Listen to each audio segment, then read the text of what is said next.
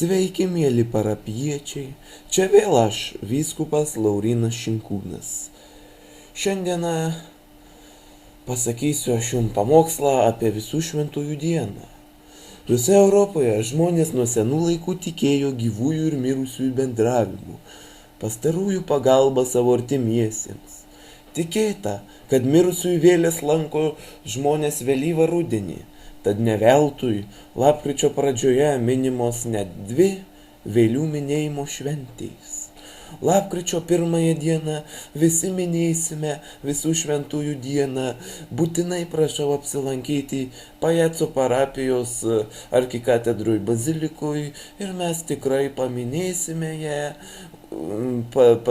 padarysime mišias ir visi kartu susirinksime ir pabūsime.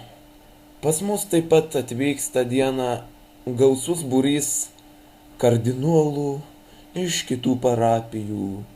Taigi būtinai kviečiame visus atvykti, nes bus didelis palaiminimas, kad jūsų siela būtų išvalyta. Taigi tęskime.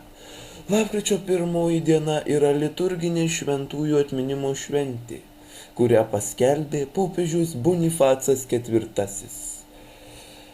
Popiežius Grigalijus IV 998 metais šią šventę dar papildė lapkričio 2 diena, skirta prisiminti visus mirusiuosius. Pirmoji šventė skirta paminėti žmonėms po mirties paskelbtiems šventaisiais.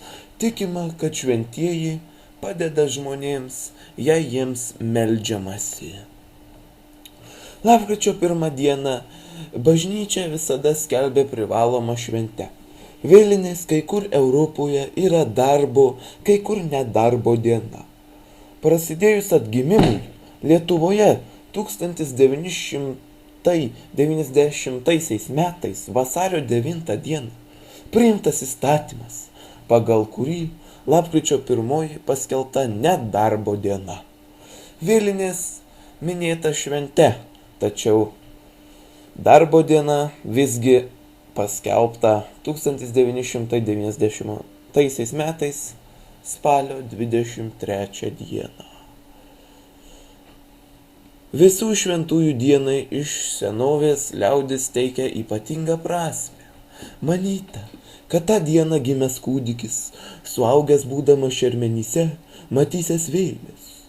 Juk buvo tikima, kad mirusio žmogaus vėlė būna prie palaikų tol, kol mirusysis įdedamas į karstą ir išnešamas į kapines. Taigi, šiuo aspektu ir užbaigsime mūsų visų šventųjų ir vėlinių posmelį ir aš, Kauno švenčiausiojo Česlovo Bronislovo parapijos vyskupas Laurynas Šinkūnas, atsisveikinu su jumis iki kitų kartų.